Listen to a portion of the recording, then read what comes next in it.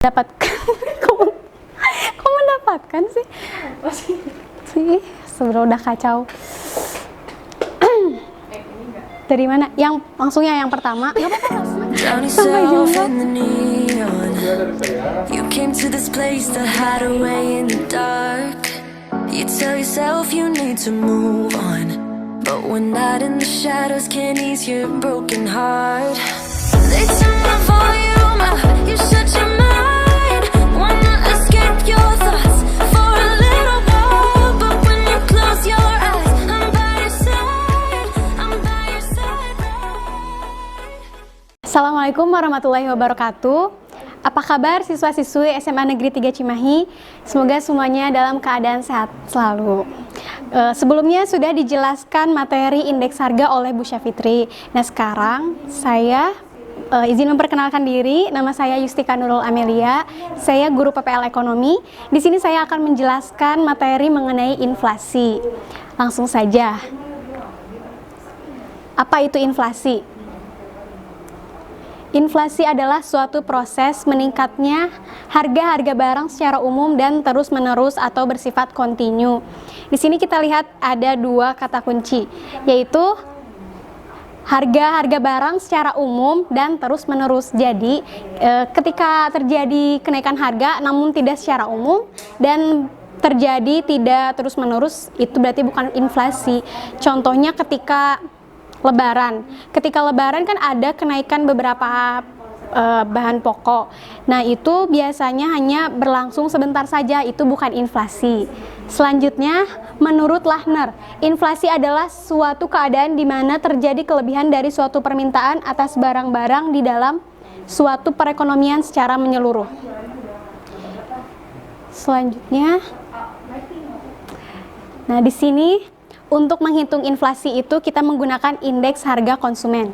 Indeks harga konsumen ini untuk menunjukkan pergerakan harga dari paket barang dan jasa yang dikonsumsi masyarakat.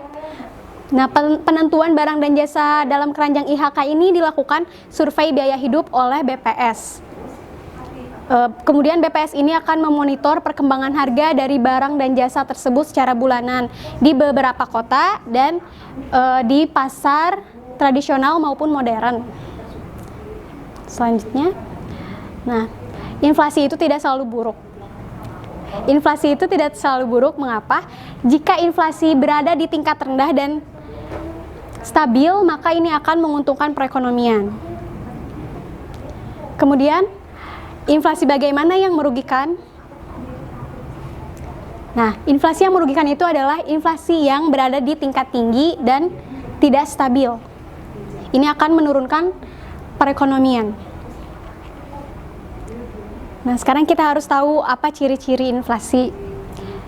Yang pertama ada kenaikan harga yang melonjak tinggi.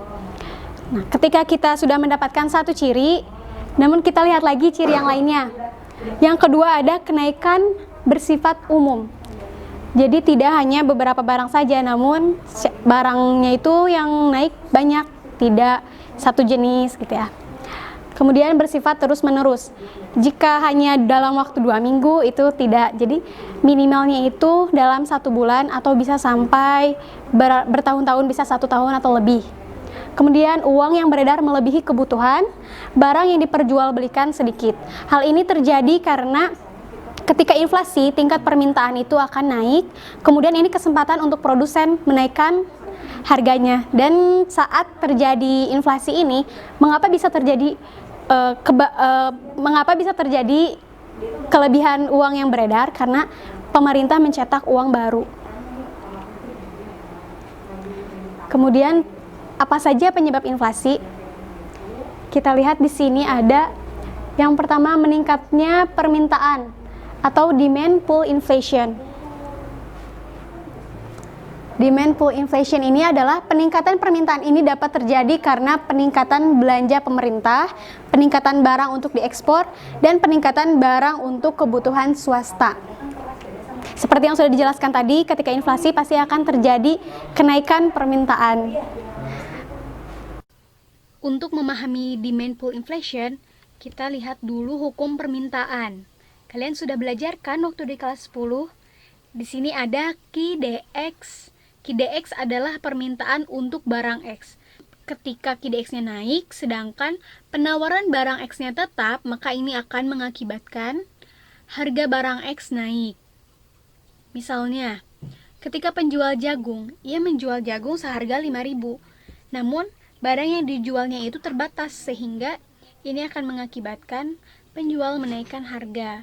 Karena misalnya, yang ingin membeli dengan harga normal sebesar 5.000, kemudian ada lagi yang datang menawarkan ingin membeli dengan harga 7.000, ada lagi yang ingin membeli dengan harga 10.000. Nah, terus saja meningkat, maka ini mengakibatkan penjual lebih ingin menjual dengan harga 10.000. Kemudian dengan inflasi. Nah, bagaimana dengan inflasi? Sama, inflasi pun disebabkan oleh kenaikannya permintaan. Nah, namun permintaan di sini adalah agregat demand, yaitu permintaan secara keseluruhan, yang mana akhirnya akan mengakibatkan harga naik. Namun, mengapa AD bisa naik? Itu disebabkan oleh jumlah uang yang beredarnya meningkat. Jadi masyarakat banyak yang memegang uang, sehingga tingkat konsumsi barang dan jasa masyarakat pun meningkat, yang mana menyebabkan agregat demand-nya naik. Kemudian yang kedua ada meningkatnya biaya produksi atau cost push inflation. Ini adalah kenaikan biaya produksi terjadi karena kenaikan harga-harga bahan baku. Misalnya ketika inflasi ada kenaikan bahan bakar minyak, tentunya ini akan mempengaruhi harga-harga yang lainnya, karena kan karena bahan bakar minyak ini digunakan untuk proses distribusi barang, tentunya ini akan mempengaruhi ke harga-harga lainnya. Selanjutnya yang terakhir ada kenaikan JUB meningkat. Jika jumlah barang tetap, sedangkan uang yang beredar bertambah 2 kali lipat, maka harga akan naik 2 kali lipat. Nah, ini adalah teori dari klasik. Jadi ketika uang yang beredar, maka harga pun akan naik karena uangnya kan yang beredar itu banyak di masyarakat. Selanjutnya, jenis-jenis inflasi berdasarkan tingkat keparahannya.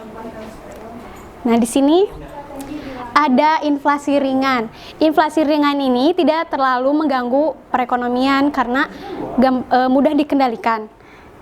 Inflasi ringan ini berada di bawah 10% per tahun. Kemudian inflasi sedang.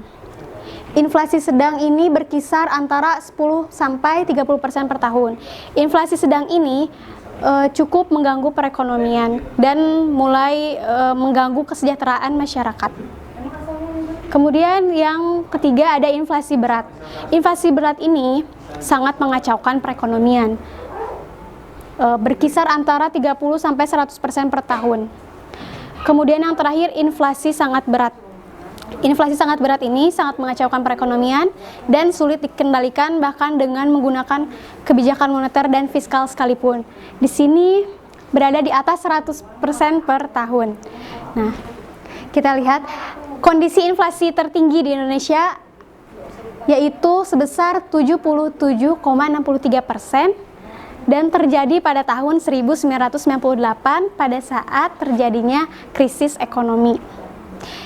Misalnya ketika harga barang 5.000 per kilogram, itu pagi hari, ketika siang harinya itu bisa saja mengalami kenaikan sebesar 2.500 per kilonya atau menjadi 7.500 per kilo. Dan juga pada tahun 1998 ini terjadi PHK besar-besaran sebesar 20 juta jiwa yang mengalami PHK, dan juga angka kemiskinan menjadi 50% dari total jumlah penduduk di Indonesia. Nah, kemudian jenis-jenis inflasi berdasarkan sumbernya. Inflasi yang bersumber dari luar negeri dan ada inflasi yang bersumber dari dalam negeri. Inflasi yang bersumber dari luar negeri adalah inflasi yang terjadi karena kenaikan harga di luar negeri. Misalnya, ketika Indonesia mengimpor barang dari negara yang sedang mengalami inflasi, misalnya Indonesia mengimpor barang modal, maka itu akan mempengaruhi ke dalam harga-harga barang di Indonesia. Kemudian, inflasi yang bersumber dari dalam negeri. Inflasi ini bersumber dari dalam negeri karena pencetakan uang baru oleh pemerintah atau penerapan anggaran defisit. Kemudian, jenis-jenis inflasi berdasarkan penyebabnya. Ini ada dua, sama seperti yang sudah dijelaskan di awal, penyebab inflasi. Ini sama, inflasi karena kenaikan permintaan. Kenaikan permintaan tidak dapat dipenuhi produsen sehingga menimbulkan kenaikan harga. Jadi ketika permintaannya naik namun penawarannya tetap atau jumlah produksi barangnya itu kan tetap, maka ini produsen akan meningkatkan harga. Lalu karena kenaikan biaya produksi, seperti yang sudah dijelaskan tadi, kenaikan produksi ini bisa menimbulkan inflasi karena akan mempengaruhi dalam proses produksinya. Jadi harga-harga barangnya itu mengalami kenaikan sehingga mempengaruhi harga jualnya. Dan ini akan menimbulkan inflasi. Sekarang kita sama-sama menghitung inflasi. Bagaimana cara menghitung inflasi? Kita lihat di sini. Di sini ada tabel. Di sini ada tabel jenis bahan pokok pada tahun 2013 dan 2014. Ini adalah rata-rata harganya. Kemudian kita lihat saja langsung pada jumlahnya. Pada tahun 2013, 85.900 dan pada tahun 2014, 94.000. Ini mengalami kenaikan harga. Nah, kita lihat bagaimana cara menghitungnya. Nah, pertama-tama kita tetapkan dulu angka indeks tahun 2013 yaitu sebesar 100. Nah, kemudian kita lihat indeks harga tahun 2014-nya. Kita cari. Yang pertama kita masukkan dulu 94.000. Berarti adalah indeks harga tahun 2014 dibagi indeks harga tahun 2013 dikali 100. 94.000 dibagi 85.900 dikali 100. Kemudian hasilnya adalah 109,43. Nah, dapat disimpulkan bahwa dari perhitungan ini didapatkan bahwa tahun 2014 ini terjadi inflasi sebesar 9,43%. 9,43% ini didapatkan dari selisih indeks harga tahun 2014 dengan indeks harga pada tahun 2013, yaitu 109,43% dikurangi 100. Kemudian dampak inflasi. Dampak inflasi yang pertama adalah dampaknya terhadap pendapatan. Inflasi ini tidak selalu berpengaruh buruk terhadap perekonomian. Bisa juga menguntungkan perekonomian. Kita lihat di sini ada inflasi dapat mendorong perkembangan ekonomi. Namun dapat merugikan orang yang berpenghasilan tetap. Dapat mendorong perkembangan ekonomi ini karena ketika terjadi inflasi, maka produsen akan meningkatkan produksinya, sehingga ini akan memunculkan kesempatan kerja baru dan ini sangat menguntungkan. Kemudian inflasi ini dapat merugikan orang yang berpenghasilan tetap karena ketika penghasilan seseorang tetap namun harga-harga naik, tentunya ini akan mempengaruhi kepada daya beli seorang tersebut. Nah, ini bisa saja menimbulkan ketidakmampuan dia untuk memenuhi kebutuhan hidupnya karena harga-harga naik. Kemudian yang kedua ada dampak inflasi terhadap ekspor. Daya saing untuk barang ekspornya berkurang. Kemudian yang ketiga, minat orang menabung akan berkurang karena bunga tabungan lebih rendah dari laju inflasi. Ketika terjadi inflasi, maka tingkat bunga ini akan menjadi rendah sehingga orang-orang enggan untuk menabung. Misalnya, jika seseorang mendepositokan uangnya pada Januari 2018, ia akan mendapatkan tingkat bunga sebesar 15%. Namun terjadi inflasi dari Januari 2018 sampai Januari 2019, misalnya sebesar 11%. Maka dia akan mendapatkan pendapatan dari depositonya itu hanya 4%. Jadi ini akan mengurangi minat orang-orang untuk menabung. Yang keempat, dampak yang keempat terhadap kalkulasi harga pokok. Ketika inflasi menyebabkan perhitungan untuk menetapkan harga pokok dapat terlalu kecil atau bahkan terlalu besar. Oleh karena persentase dari inflasi tidak teratur, kita tidak dapat memastikan berapa persen inflasi untuk masa tertentu. Dari sini akibatnya adalah harga pokok dan harga jual sering tidak tepat, dan ini akan merugikan pihak produsen. Selanjutnya, bagaimana cara mengendalikan inflasi? Kita lihat. Di sini kita bisa menggunakan kebijakan moneter. Di sini ada 3, membatasi pemberian kredit, membatasi jumlah uang yang beredar, menaikkan cadangan kas. Nah, lebih lanjutnya nanti akan dijelaskan di materi selanjutnya. Kemudian di sini ada kebijakan fiskal. Untuk mengatasi inflasi bisa menggunakan kebijakan fiskal, diantaranya dengan mengurangi pengeluaran negara, pengurangan utang luar negeri, dan mengefektifkan pajak. Yang pertama ada meningkatkan produksi dan menambah jumlah barang di pasar. Di sini pemerintah berperan untuk memberikan subsidi atau premi kepada perusahaan, tentunya untuk memenuhi target tertentu. Selain itu, untuk menambah jumlah barang yang beredar, pemerintah juga dapat menurunkan bea masuk barang impor. Selanjutnya, menetapkan harga maksimum untuk beberapa jenis barang. Tentunya untuk menetapkan harga maksimum ini tetap harus realistis, karena jika tidak realistis tentunya akan menimbulkan munculnya black market. Selanjutnya, setelah mengetahui tentang inflasi dan ciri-ciri, jenis, dampaknya, maka kita harus tahu bagaimana apa yang harus kita lakukan untuk menghadapi inflasi. Nah, sebagai masyarakat atau sebagai konsumen, ada 3 cara. Kita itu harus membeli barang sesuai kebutuhan, kemudian berinvestasi dan mencintai produk dalam negeri. Selanjutnya, bagaimana kondisi inflasi pada masa pandemi? Ini kita lihat di sini ada data inflasi dari Februari 2019 sampai September 2020. Di sini inflasi terus-menerus mengalami penurunan. Menjadi di September ini ada 1,42%. Kemudian, ini ada grafik inflasi tahun ke tahun. Kita lihat grafik dari tahun ke tahun. Di sini ada grafik inflasi. Kita lihat tahun 2020, di sini inflasi berada di titik rendah. Ya. Artinya ini kita itu berada di perekonomian yang lesu. Inflasinya sedang sangat rendah. Selanjutnya, ini ada berita, data dari BPS. Di sini terjadi ada 53 kota mengalami deflasi dan 37 kota mengalami inflasi. Deflasi tertingginya berada di Kupang sebesar 0,92%, dan inflasi tertinggi terjadi di Meulaboh sebesar 0,88%. Maka di sini Indonesia harus menghadapi 2 hal, jadi kita harus dapat mengendalikan inflasi dan deflasi.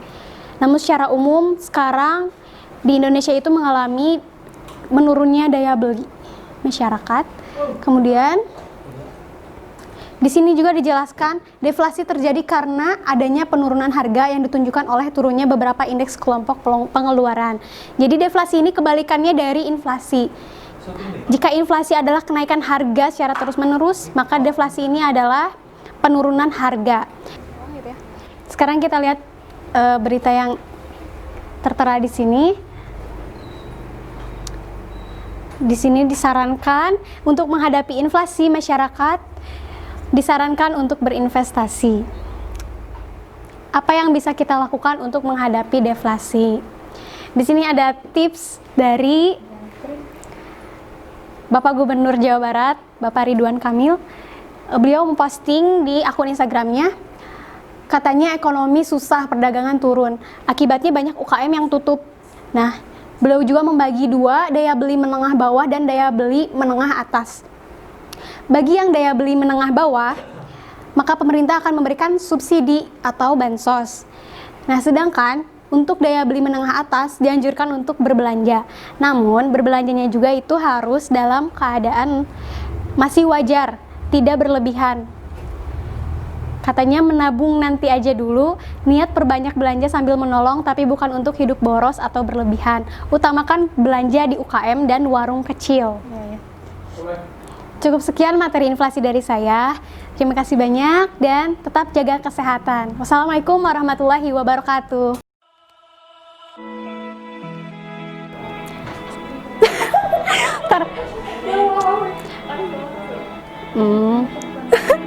Semua. jadi mengalami terakhir deh.